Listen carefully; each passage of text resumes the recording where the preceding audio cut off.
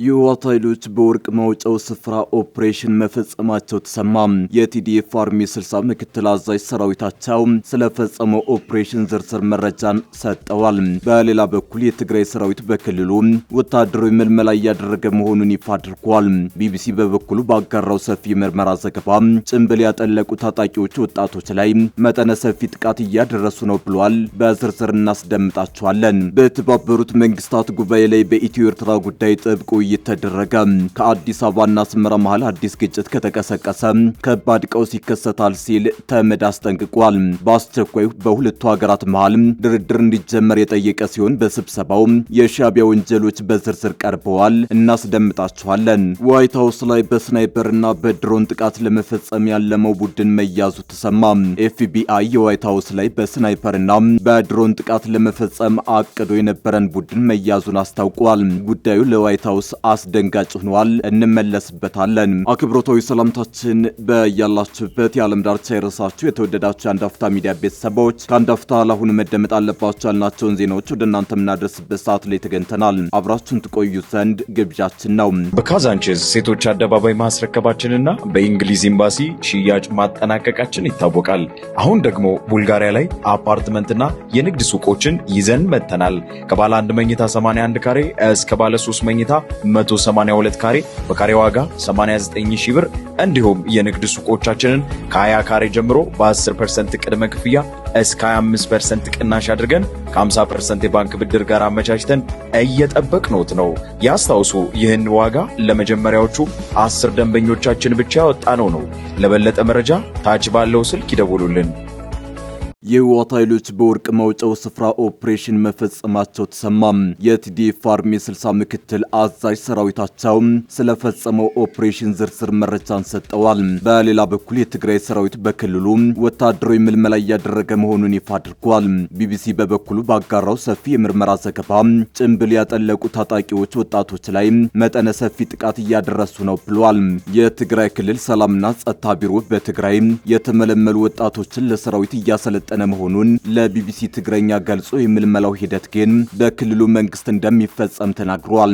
ቢቢሲ ያነጋገራቸው በክልሉ የተለያዩ ከተሞች የሚኖሩ ወጣቶች ከስራ ቦታቸው፣ ከመዝናኛ ስፍራ እንዲሁም ከህዝብ ትራንስፖርት ላይ በግዳጅ ተወስደው ወደ ተለያዩ ካምፖች መላካቸውን ተናግረዋል። በተለይም በወርቅ ማውጫ ስፍራዎች አካባቢ መጠነ ሰፊ የግዳጅ አፈሳ እየተደረገ መሆኑን ዘግቧል።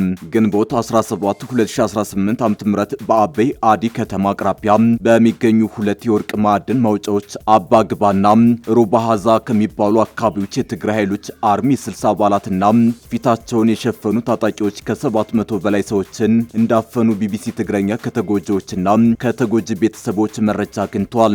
የአራት ልጆች አባት የሆነው አቶ ሰለሞን ኃይለማርያም በአበያዲ ከተማ ለሌሎች ሰዎች ድንጋይና አሸዋ በአህያ በመሸከም የቀን የጉልበት ስራ ሰርቶ በሚያገኘው ገንዘብ ልጆቹን ያሳድግ ነበር። ነገር ግን እንደተለመደው ለስራ ከወጣ በኋላ እሱና ያጎቱ ልጅ ወደ ቤት ሳይመለሱ መቅረታቸውን ቤተሰቡ ለቢቢሲ ገልጿል። ባለቤቱ ወይዘሮ መድረህ ኪዳነ ማርያም ሰኞ ዕለት ወደ ስራ እንደሄደ ጠዋት 3 ሰዓት ላይ ነው የወሰዱት። የምሰራበት ቦታ መንገድ ዳር ስለሆነ በግዳይ ታፍሰው በመኪና ሲያልፉ አየሁኝ። እዚህ መኪና ላይ አለ ሲሉኝ 500 ብር ተበድሬ ስጡልኝ ብዬ ሰጠኋቸው ብላለች። ከዛ በኋላ ባለቤቷ ከማይቀነጣል አልፎ ወደሚገኝ ወታደራዊ ማሰልጠኛ እንደተወሰደ መረጃ እንዳገኘችም ትገልጻለች። በጣም ተጨንቀናል፣ ልጆቹ ናፍቀውታል፣ አባታችን እያሉ እያስቸገሩኝ ነው፣ ልጆቹን የሚረዳ አንድም የለም። ሰለሞን ልጆቹን ትቶ እዚህ ውስጥ የመግባት ፍላጎት የለውም፣ በኃይል ነው የወሰዱት ብላለች። ቢቢሲ ትግረኛ በዚህ ጉዳይ ከአብይ አዲ ከተማ ከንቲባ አቶ ተህላይ ተስፋይና ምክትል ከንቲባ አቶ ዘራአይ ሀጎስ ምላሽ ለማግኘት ያደረገው ተደጋጋሚ ጥረት አልተሳካም። ዘካሪያስ ከወርቅ ማውጫው አካባቢ ፊታቸውን በሸፈኑ ታጣቂዎች በኃይል ከታፈሱ በመቶዎች የሚቆጠሩ ወጣቶች መካከል አንዱ ነው። በአፈሳው ወቅት ድብደባ፣ ማንገላታትና ተኩስ ጭምር እንደነበር የሚናገረው ዘካሪያስ ከጣንቋ አበርገለ፣ ቀይህ፣ ተህሊና አብይ አዲ ወረዳዎች የመጡ 500 ሰዎች ወደ አብይ አዲ ከተማ ማዘጋጃ ቤት፣ ከቆላ ተንቤን የመጡ 200 ሰዎች ደግሞ በአብይ አዲ ከተማ ነዳጅ ማደያ አቅራቢያ ወደሚገኘው ግንባታ ወዳላለቀ ህንጻ በታጣቂዎቹ መወሰዳቸውን ይናገራል። ቢቢሲ ትግረኛ ያነጋገራቸው ሌሎች ሰዎች ከታፈሱ በኋላ ለከተማው ፖሊስና ጸጥታ አካላት እንዲሁም ለአብይ አዲ ከተማና ወረዳ አስተዳደር እንዳስረከቧቸው ይናገራሉ። በአብይ አዲ ከተማ ማዘጋጃ ቤት አዳራሽ የከተማዋ ከንቲባና ምክትሉ እንዲሁም የጸጥታ ኃላፊዎች በመምጣት ትዋጋላችሁ እንዳሏቸው ጨምረው አስረድተዋል። ከማዕድን ቁፋሩ የተያዙ ወጣቶች ወደ ትግል ነው የምትሄዱት አሉን። ልብስ ሳንለብስ ራቁታችንን ያለነው እቃችንና ሞባይላችን ሳንይዝ ከስራ ላይ ነው ያፈሳችሁን። ልብሳችንን እንኳን እንልበስ አልናቸው። እነሱ ግን አያገባንም አትሄዱም አሉን ብለዋል። ዘካሪያስ በተለያየ ጊዜ በትግራይ ውስጥ በተካሄደ ጦርነት የቤተሰቡ አባላቱ መሰዋታቸውን ገልጾ ከተጣራ በኋላ መለቀቁን ተናግሯል። ከዛም በኋላ አውቶቡስ፣ ኦራልና አይሱዙ መኪኖች አምጥተው ጭነው ወደ ሌላ ቦታ እንደወሰዷቸው ቢቢሲ ያነጋገራቸው ተጎጂዎች ይናገራሉ። የአርሚ 60 የትግራይ ኃይሎች ምክትል አዛዥ ኮሎኔል ዘልዑል ማቴዎስ ለቢቢሲ በሰጡት ምላሽ የሚመሩት ቡድን በአባ ግባ አካባቢ ተሰማርቶ እርምጃ እንደወሰደ ገልጿል። በአካባቢው ሰፊ የማዕድን ወረራ አለ። እዚያ የነበሩትን ወጣቶች ኦፕሬሽን በማካሄድ በትነናቸዋል። በሩባ ሀዛና በአባ ግባ የነበረ ወጣት ለሌላ የጸጥታ ሁኔታ በጣም አስቸጋሪ ስለነበር እርምጃ ወስደናል የሚል ምላሽ ሰጠዋል። ወጣቶቹ ማይቀነጣል እና ዕዳጋ አርቢ መካከል ወደሚገኘው ወታደራዊ ማሰልጠኛ እንደተወሰዱ ቤተሰቦቻቸው መናገራቸውን በተመለከተ ለቀረበላቸው ጥያቄ ኮሎኔሉ የማውቀው ነገር የለም ሲሉ መልሰዋል። በተባበሩት መንግስታት ጉባኤ ላይ በኢትዮ ኤርትራ ጉዳይ ጥብቅ ውይይት ተደረገ። ከአዲስ አበባና አስመራ መሃል አዲስ ግጭት ከተቀሰቀሰ ከባድ ቀውስ ይከሰታል ሲል ተመድ አስጠንቅቋል። በአስቸኳይ በሁለቱ ሀገራት መሃል ድርድር እንዲጀመር የጠየቀ ሲሆን በስብሰባው ሻዕቢያ ወንጀሎች በዝርዝር ቀርበዋል። ኤርትራ ከኢትዮጵያ ጋር እየፈጠረች ባለችው ውጥረት አዲስ ቀውስ ከመፈጠሩ በፊት መፍትሄ እንዲፈለግ በጄኔቫ ስዊዘርላንድ በመካሄድ ላይ ባለው የተመድ ሰብአዊ መብቶች ምክር ቤት 62ኛ ጉባኤ ላይ ተጠይቋል። የኤርትራን የሰብአዊ መብት አያያዝን በሚመለከት ሪፖርት ያቀረቡ የምክር ቤቱ ገምጋሚዎች ኤርትራ እዚህ ግባ የሚባል የሰብአዊ መብት አያያዝ ማሻሻያ ያላሳየች ሀገር መሆኗን ገልጸዋል።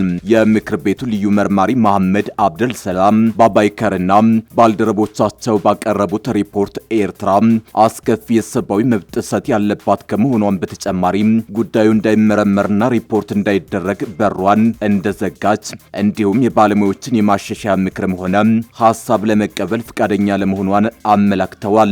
በኢትዮጵያ በተካሄደው ጦርነት ጣልቃ በመግባት በትግራይ ለተፈጸሙ በርካታ የሰብአዊ መብት ጥሰት ወንጀሎች አስተዋጽኦ ያደረገችው ኤርትራ አሁን ላይ ከኢትዮጵያ ጋር ወደ ዳግም ጦርነት ለመግባት ፍጥጫ ላይ እንደምትገኝ መርማሪዎቹ ጠቁመዋል።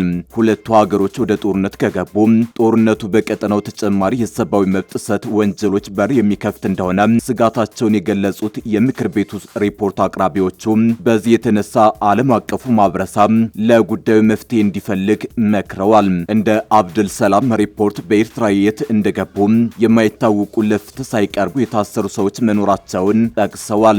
ኤርትራ ነጻ ከወጣችበት ጊዜ ጀምሮ የዲሞክራሲ ተቋማት፣ የህግ የበላይነት፣ የፖለቲካ ብዝሃንነት፣ ነጻ መገናኛ ብዙሃንም ሆነ ሲቪክ ማህበራት በሌሉበት ዝግ በሆነ የፖለቲካ ሂደት ውስጥ የምታሳልፍ ሀገር ናት ብለዋል። የሃይማኖት መሪዎችም ሆነ የተለየ ሀሳብ ያላቸውን ታስራለች፣ እንዲሁም በውጭ ያሉ ዜጎቿን ጭምር ታፍናለች። ምክር ቤቱ 20ኛ ዓመቱን እያከበረ ባለበትና የሰብአዊ መብት ገምጋሚው 14ኛ ዓመቱን ባስቆጠረበት በዚህ ወቅት ከኤርትራ ግን ጥሩ ዜና ይዘን መምጣት አልቻልንም በማለት ሪፖርታቸውን አቀርበዋል። በኤርትራ ያለውን ሁኔታ ለማጣራት የመግቢያ ቪዛን ጨምሮ የኤርትራ መንግስት ትብብር እንዲያደርግላቸው ደጋግመው የጠየቁ መሆናቸውን የጠቀሱት አብዱል ሰላም የአስመራ መንግስት ግን ተባባሪ እንዳልሆነላቸው አመላክተዋል።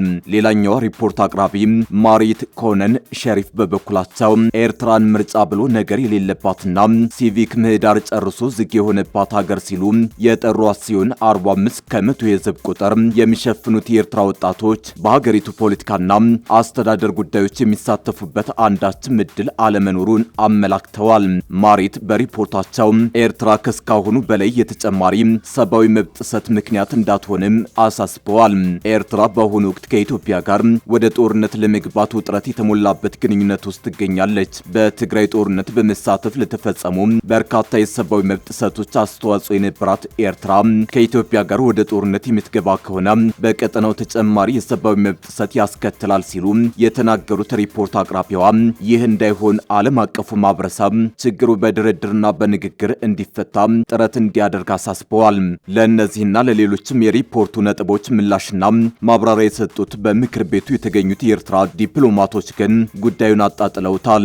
በተመድ የኤርትራ ቋሚ መልእክተኛ አምባሳደር ሶፊያ ተስፋ ማርያም ሪፖርቱ ተጨባጭነት የሌለውና በተጨባጭ ማስረጃ ያልተደገፈ መሆኑን ተናግረዋል። የተወሰኑ የውጭ ኃይሎችን ፍላጎት ያነገበ ሪፖርት ብለውታል። ተመድ የሰብአዊ መብት አጣሪ ግብረ ኃይሉን ቆይታ እንዲያበቃ እንዲያደርግ ጭምር የጠየቁት አምባሳደሯ ሪፖርቱንም ምክር ቤቱ ውድቅ እንዲያደርገው ጠይቀዋል። ዋይት ሃውስ ላይ በስናይፐር እና በድሮን ጥቃት ለመፈጸም ያለመ ቡድንን መያዙን ኤፍቢአይ አስታወቀ። ኤፍቢአይ እሁድ ዕለት በዋይት ሃውስ ተዘጋጅቶ የነበረ ስፖርታዊ ውድድር ላይ ለመፈጸም ታቅዶ የነበረን ጥቃት ማክሸፉንና 5 ሰዎችን በቁጥጥር ስር መዋሉን የአሜሪካ ፍትህ ቢሮ አስታውቋል። ከእቅዱ መካከል በአቅራቢያ የሚገኙ ህንፃዎችን በድሮን መምታት እንዲሁም ከፍተኛ ዋጋ ያላቸውን ኢላማ ማድረግ እንደነበር አቃቢ ህግ አስታውቋል።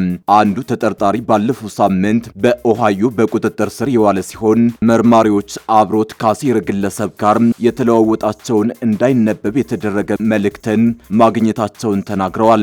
አቃቢ ህጎች በክሱ መዝገብ ላይ ዋልታ ረገጥ የሃይማኖት አስተሳሰብና ጸረ መንግስት አመለካከት እንድታይባቸው ገልጸዋል። የኤፍቢአይ ዳይሬክተር ካሽ ፒቴል ታቅዶ የነበሩት ጥቃቶች በበርካታ የመንግስት አካላት ጥረት ከሽፈዋል ሲሉ በማህበራዊ ሚዲያ ገጻቸው ላይ ለጥፈዋል። በኦሃዮ በቁጥጥር ስር የዋለ ተጠርጣሪ የ19 ዓመቱ ታይሲን ሲ ፕሮፐር፣ የ24 ዓመቱ ብራያን ኦማር ሮአ ናቸው።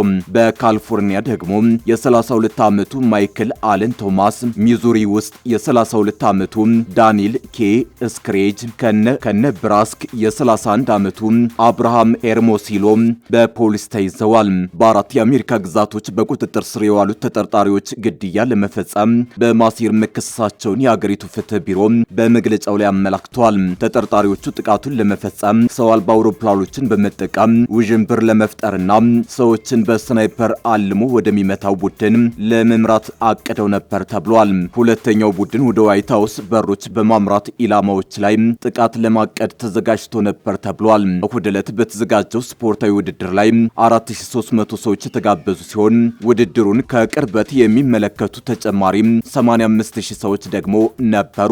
በአልቫሬዝ ላይ የቀረበው ክስ ቡድኑ ዶናልድ ትራምፕን፣ ምክትላቸው ጄዲ ቫንስን ምንም እንኳን በዝግጅቱ ላይ የተገኙ ባይሆንም የእስራኤል ጠቅላይ ሚኒስትር ቤንያሚን ኔታንያሁንና ኤለን መስክንና ሌሎች የምክር ቤት አባላትን ኢላማ ለማድረግ አቅዶ እንደነበር ያስረዳል። ቡድኑ ጥቃት ለመፈጸም ማቀዱ የተደረሰበት በፕሮፐር በኩል ነው።